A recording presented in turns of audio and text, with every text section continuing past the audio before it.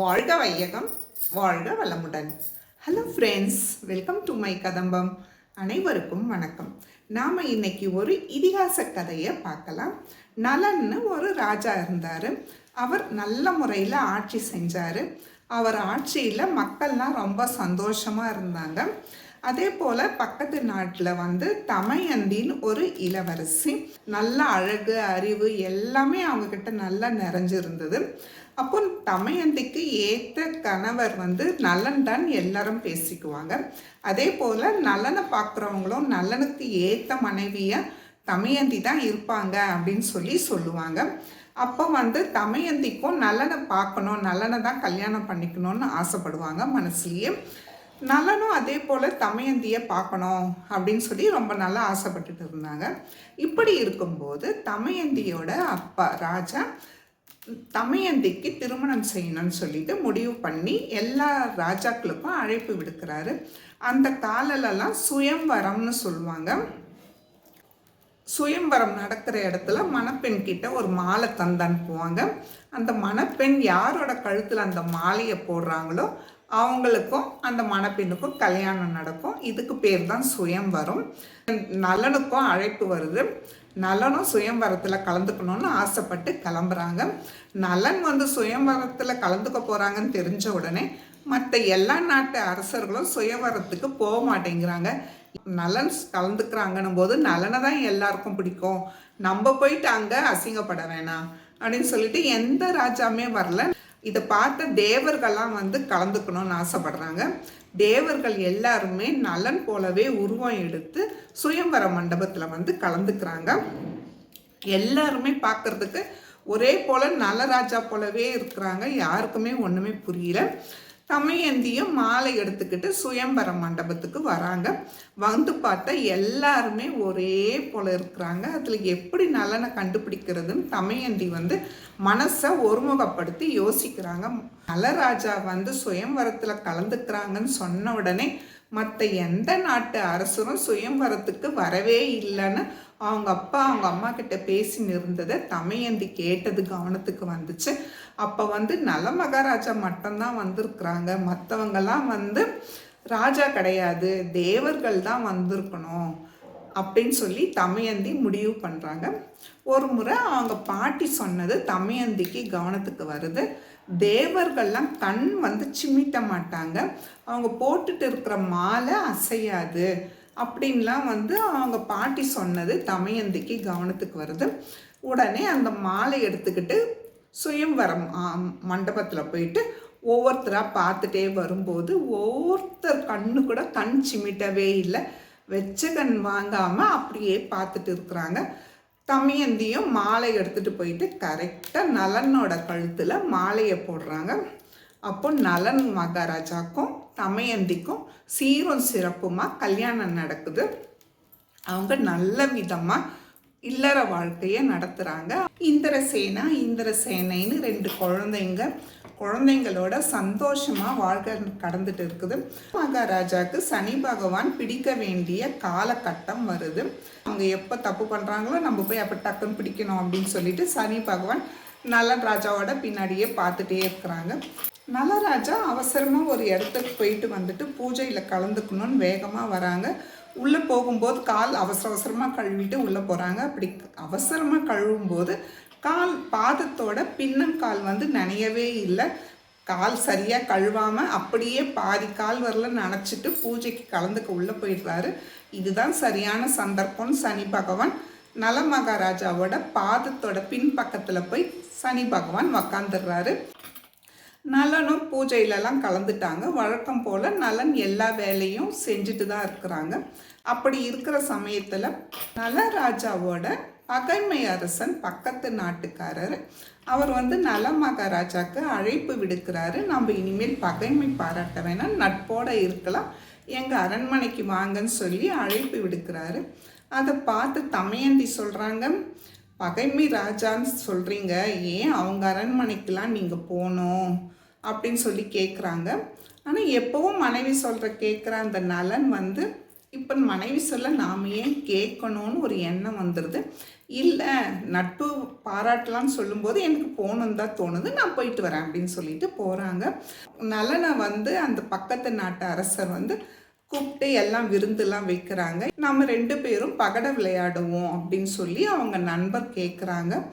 அப்போ மகாராஜா சொல்கிறாரு, எனக்கு பகடை விளையாடலாம் தெரியாது அப்படின்னு சொல்கிறாரு. இது விளையாட்டு தானே, வா நம்ம விளையாடலாம் அப்படின்னு சொல்லி கூப்பிடுறாங்க. சரி, நண்பருக்காக நலனும் விளையாட்டில் உக்காடுறாங்க. நண்பன் வந்து தான் தோக்குற மாதிரி பகடை போட்டுகிட்டே இருக்கிறாங்க. ஒவ்வொரு முறையும் நலனையே ஜெயிக்க வைக்கிறாங்க. இதை பார்த்த உடனே நலனுக்கும் ரொம்ப ஆசை வந்துடுது பகடை விளையாடல. அப்போ அவங்க நண்பன் சொல்கிறாங்க, வெறுமனே விளையாடின நல்லா இல்லை, நம்ம ஏதாவது வச்சு விளையாடலாம், நான் என்னோட குதிரையெல்லாம் வச்சு விளையாடுறேன் அப்படின்னு சொல்லும்போது நலனுக்கும் ஒரே சந்தோஷம். அவரும் அவரோட குதிரைப்படையெல்லாம் வைக்கும்போது நலனே ஜெயிக்கிறாங்க. நலன் ஜெயிச்ச உடனே இது போல் யானை படை வைக்கிறாங்க. ஒவ்வொன்றா எல்லாமே வச்சுட்டே வராங்க.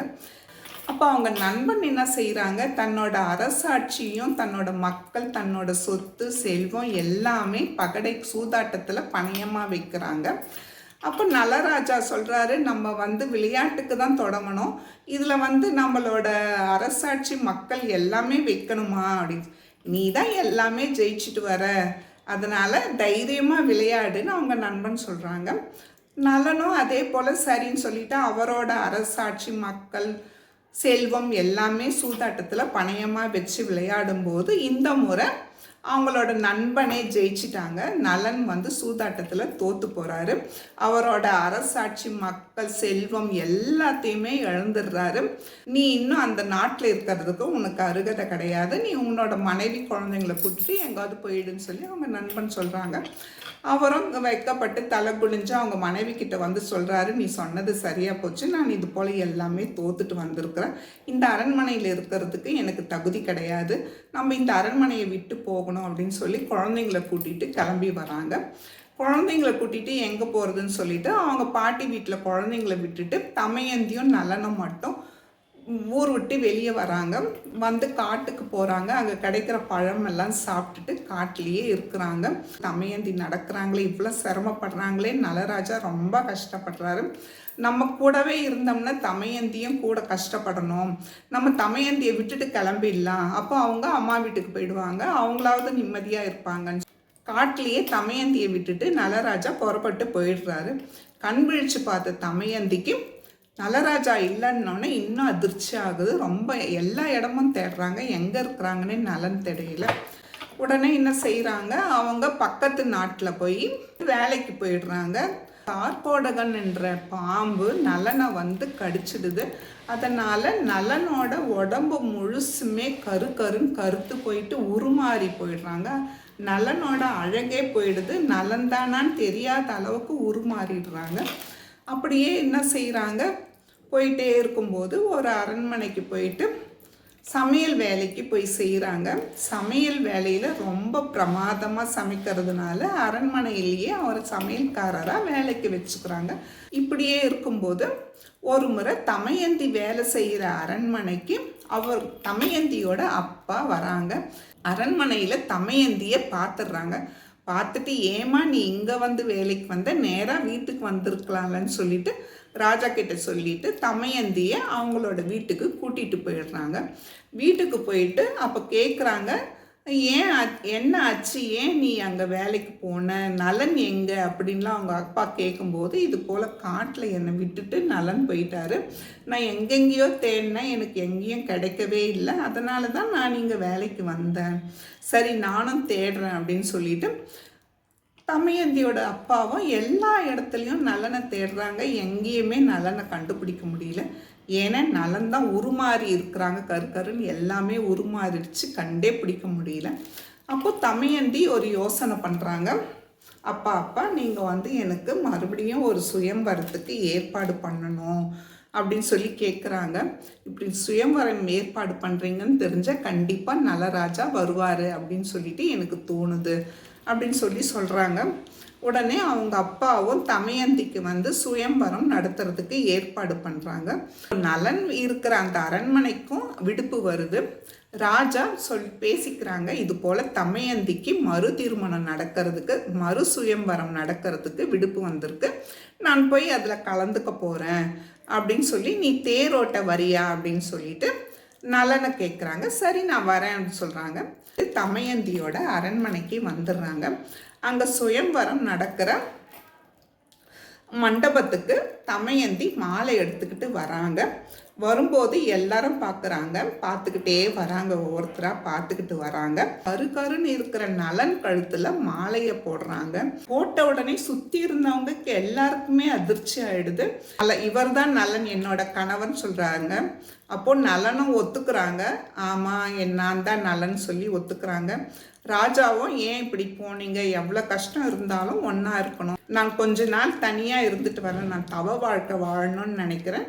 சுயம்வரத்தில் இருந்து நலன் கிளம்பி போயிடுறாரு, சொல்லிட்டு போயிடுறாரு குழந்தைங்களும் மனைவியும் அவங்க அம்மா வீட்லேயே இருக்கட்டும், நான் கொஞ்ச நாள் தவ வாழ்க்கை இருக்கணும்னு விரும்புகிறேன் அப்படின்னு சொல்லிட்டு போயிடுறாரு. நலன் திருநள்ளாறுங்கிற இடத்துக்கு வராரு.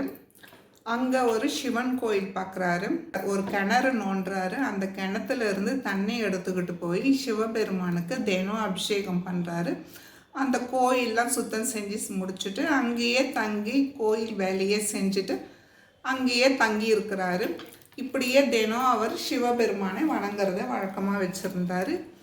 7.5 வருஷமும் முடிய போகுது. அப்போ சிவபெருமான் சனீஸ்வரனை கூப்பிட்டு சொல்கிறாங்க, நலனோட 7.5 வருஷம் உன்னோட பிடியில் இருக்கிற கட்டம் முடிய போகுது, நீ அவனை விட்டு விலகிடு அப்படின்னு சொல்லி சொல்கிறாங்க. சனீஸ்வரனும் ஒத்துக்கிறாங்க.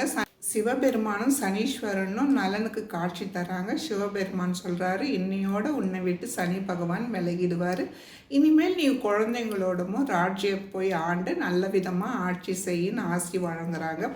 அப்போ நலன் சொல்கிறாரு, எனக்கு ஒரு வரம் வேணும்னு கேட்குறாங்க. என்னன்னு கேட்கும்போது, இந்த சனி பகவான் பிடியில் இருக்கும்போது எவ்வளவு கஷ்டங்கள்லாம் அனுபவிக்க வேண்டியிருக்குது, என்னோட மக்கள் இந்த கஷ்டம்லாம் அனுபவிக்கக்கூடாது, அதுக்கு நீங்கள் தான் ஒரு வரம் தரணும்னு சொல்லி கேட்குறாங்க.